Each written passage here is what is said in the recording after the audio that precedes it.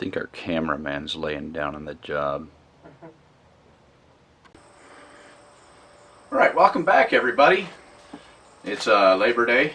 Happy Labor Day. Don't drink too much, drive safe, and don't drown if you're out on the lake.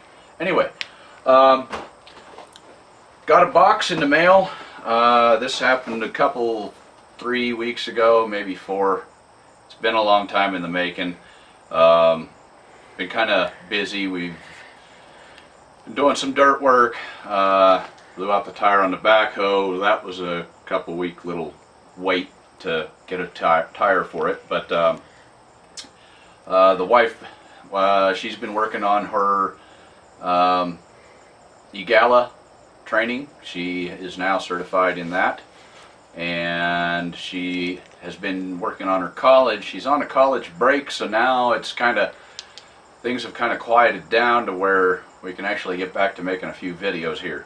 So anyway, RVing Keep It Rolling.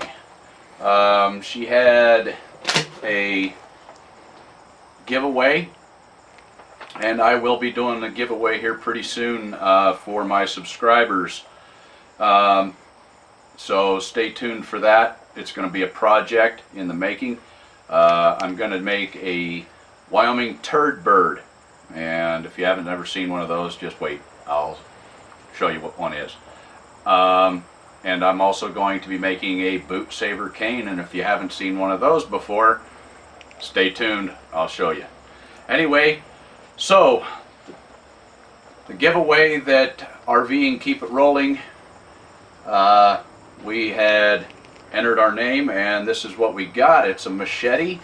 It's a Ozark Trail sawtooth machete. It's got a little sheath to it and a magnesium rod, like a fire starter.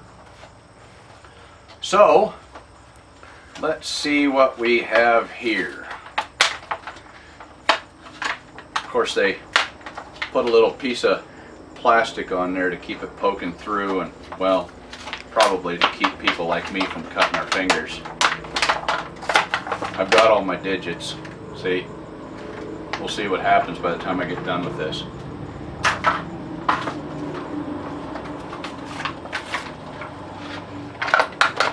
So, there it is. The little plastic fell off. So, not too bad. Of course, they don't want to package it up when it's too awful sharp. Sheath seems pretty nice, but a little bit tight on the end. There. Perfect. That'll come in handy. Very handy, I think. So anyway, thank you, RVing Keep It Rolling. Make sure you check her channel out. And give her a thumbs up. And so now on with the show. What my plan is, some of the stuff that we've been working on, I've alluded to some people that we've got a project in the making. I said I'm doing some dirt work and so on. So anyway, it's kind of a mixed up long story. I'll elaborate a lot later. But anyway, so inside of a building, found an axe, and it had a very nasty little handle on it. The head was loose, and I mean, you can see that it's pretty well wore out. So I decided what I was going to do is just go get me a new handle, and I got one exactly the same length. It's a little bit thicker in the handle than the original, but The older one has more of a swell on the end. This has more of a, it's more straight towards the sides, as you can see there. And then it swells that way. This one had it both ways. I kind of like the old style, but unfortunately I'm kind of limited as to what I can get at my hardware store. So what I did, drove it on there, got the wedge into it, and I need to trim this off. I'm gonna leave some of this sticking up out through, and the reason for that is this wedge spreads this material when you drive it in. And so with that material swelled out and leaving it proud over the top of the axe head, it's going to keep that head from falling off. And you probably won't be able to pick up any of the detail, but it did start splitting, or shaving I should say, some of the wood down here, and that means it's seated in really well. The handle has been lacquered or cleared. That's the way they come. So anyway, I'm just going to take the old trusty hacksaw and I'm going to trim the top off just a little bit. I want to leave probably about maybe 3/16 of an inch above the top of the axe head. There was a couple wedges that comes with this handle. The metal wedge as well as the wood wedge. So what I'm going to do is I may end up putting those in. I don't know if I'm going to have to. This fit in really nice, and that wood wedge actually drove in there pretty far, and I used glue to make sure that it seats in properly. I may end up taking a little bit of linseed oil or something and kind of putting it on the end of it to kind of seal everything off. You know, that's just personal taste. As long as I keep it inside, I don't think I'm going to have too much of any problem. But anyway, so what I'm going to do, I'm going to go ahead and cut this top off, and I will rejoin you in just a minute. I went ahead and I trimmed that top down just a little bit. There's, I don't know, 3/16, maybe 1/8 of an inch in the back spot, but that's fine.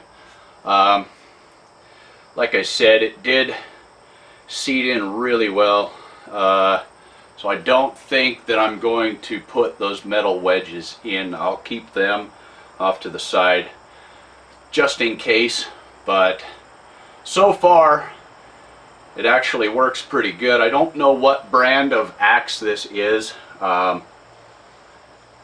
There's some pitting on it. It's pretty well used, so I'm not too awful sure. I don't know if you can see. Let's see if I can get it to focus on the axe head here. Not real well, but anyway, you can kind of make out a few little nicks in it and stuff. So what I'm going to do is I'm going to hit it with a grinder, try to bring some of that back down. This lower edge, I guess kind of it's not a bearded axe, but you can call it the bearded end of it, the lower part, it is fairly sharp. I just kind of went over this with a file just to kind of clean it up to see. But anyway, it does have some nicks and stuff in it. This upper edge is really dull. I mean, it wouldn't cut anything. But I did split a couple pieces of wood with it, and it works really well. It actually works better than my split and maul, especially with the type of wood that I was cutting with it, or splitting. So it'd be a good wedge banger too. This is probably, I want to say, about a 2.5 pound axe head. So and a 36-inch handle, depending on what your taste is, you know, 36, 32-inch, whatever, but I chose a 36. So anyway, I'm going to hit this edge with a grinder, get this cleaned up a little bit, and I'll go ahead and rejoin you in a minute. Now, I went ahead and sharpened this, the end of this. I just got, basically, I got it cleared up. Took the nicks out of it. I'll show you here. So what I did is I took this edge and just kind of ground it down a little bit, and then I hit this front leading edge to kind of bring them nicks out. So there we are with that. And I just did that with a metal grinding disc on a 4-inch angle grinder. So now what I want to do is I am going to take that disc off, and I'm going to use a multi-purpose flat disc on this.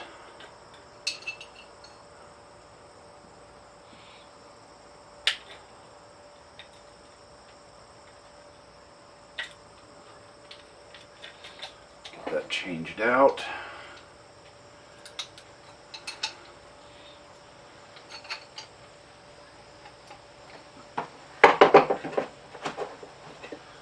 And safety first, always make sure you have it unplugged before you go changing out your discs. So make sure it's plugged in. Okay, so what I'm going to do is I'm going to go ahead and hit this with the grinder like so.